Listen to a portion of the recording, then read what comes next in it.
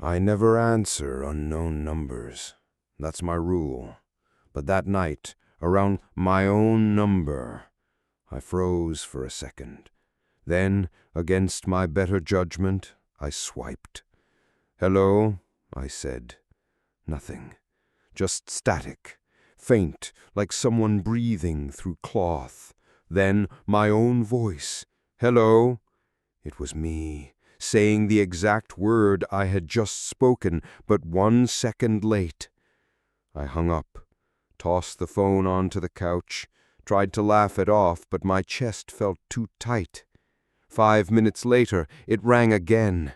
Same number, same caller ID. Me. I answered. "Who is this?" A pause, then in my voice. "Who is this?" The echo was deliberate now, not just a repeat. Then silence. I could hear my pulse louder than the line. I powered the phone off, or tried to. The screen flickered and stayed lit. That night I dreamed of answering over and over, only to hear myself breathing closer each time. The next day I went to the store. "It's probably a SIM cloning scam," the clerk said. She swapped my SIM card. New number, new start. That night, my phone rang again. Caller ID, me. "Stop it," I said. My voice cracked. On the other end, my voice. "Stop it." Then a laugh. My laugh, but wrong, like someone who had practiced it too much. I dropped the phone. Didn't sleep. The third night, I turned the phone off completely and left it in the kitchen drawer. At 2:17 a.m., my bedroom rang. Not the phone, the air, a muffled vibration, exactly like a ringtone inside the walls. I checked the drawer. The phone was off, still glowing, screen lit up with me. "Why are you doing this?" I whispered. And from the drawer, my voice whispered back, perfectly synced this time. "Why are you doing this?" The screen went black. The silence afterward was worse than the calls. When my sister told me she found a house for half the usual rent, I should have been happy for her. But the first time I visited, something felt off. The house looked too perfect. Fresh white paint, curtains without a crease, carpets that felt untouched. On the walls hung framed photos of smiling families I didn't recognize. "Did you put these up?" I asked. She shook her head. "No, they came with the house. The landlord said I could keep them." That night I stayed over to help her unpack. Around midnight, while she slept upstairs, I sat in the living room scrolling my phone. That's when I heard it. A measured step. Another. Then a dragging sound, like fabric across wood. "Are you awake?" I called. No answer. I checked the staircase. Empty. No attic door above, just ceiling. The next morning I asked my sister if she heard anything. She shook her head, yawning.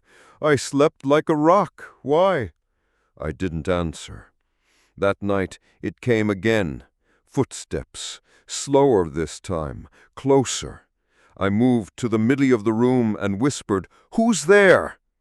Silence. Then 3 heavy thumps directly above me. I backed away until my legs hit the couch. Then I noticed something new. One of the family photos had changed. The smiling faces were gone, replaced by blurred silhouettes, faceless, leaning toward the glass. I grabbed my sister the next morning and begged her to move. She laughed nervously. "You're overreacting." But that night she finally admitted it. She woke up to the sound of whispers in her room, voices she couldn't understand. We searched the house. No attic, no crawl space, just walls too clean, too new. When we returned to the living room, all the family photos were blank, just empty frames with glossy white paper. The final night I stayed there, I woke to my sister screaming. I ran upstairs. Her bedroom door stood wide open, but the room was empty. The curtains fluttered, though the windows were shut tight. On the floor lay one of the frames, cracked glass. Inside wasn't a photo this time, but an image of my sister, sitting in the same room, on the same bed, but her mouth stretched wide in a silent scream. And then I heard it above me again, footsteps, fast this time, running across the ceiling. We left that night. She never went back. When she called the landlord, the number was disconnected. A week later, the house stood dark, curtains gone, walls bare, like it had been waiting for the next tenants all along. I was too tired to keep driving, so I pulled into a small roadside motel. Neon sign half dead, only a few cars in the lot. The clerk handed me a key with a faded plastic tag, Room 6. The room was plain, bed, desk, old carpet, but what stood out was the mirror.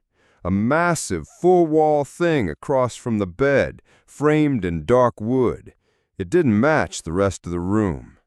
At first, I didn't think much of it. I dumped my bag, turned on the TV, tried to relax. When I glanced at the mirror, though, the room looked wrong. In the reflection, the bed was there, the desk was there, but I wasn't. I waved my hand in front of my face. Nothing. Just empty room. I turned off the TV and leaned close. My breath fogged the glass, but in the reflection, the mirror stayed clear. That's when I noticed something else. The room in the reflection looked older. Curtains torn, carpet stained, the light overhead swinging slightly. And then I saw movement, a figure walking past the bed in the reflection, but there was no one in my room. I backed away, heart pounding, told myself I was imagining it, pulled the curtain shut, tried to sleep. At 3:12 a.m., I woke to the sound of knuckles tapping on glass. The mirror vibrated slightly. I sat up. In the reflection, a man stood in the corner of the room, pale face half hidden, staring at me. But in my actual room, nothing. I grabbed my phone to take a picture. When I looked at the screen, the reflection showed something worse. Dozens of people pressed against the mirror from the other side, faces pale, mouths moving silently. The glass rattled, as if they were trying to push through. I ran to the door, tried the handle, it wouldn't turn. I pounded, shouting. Behind me, the mirror cracked once across the middle, a long, jagged line. When I turned back, one of the figures pressed its hand through the crack, fingers pale, long, reaching. I screamed, shoved the desk in front of it, and kept pounding the door. Suddenly, the door gave way. I stumbled into the night air, heart racing. When I looked back, room 6 was dark, curtains closed, silent. The clerk just stared when I dropped the key on the counter. "No one stays in 6, he muttered. "That room's been closed since the accident." I didn't ask what accident. I drove until dawn, checking every mirror in the car. None of them showed me missing. But sometimes, when the glass catches the light just wrong, I swear I see that cracked line waiting to open again.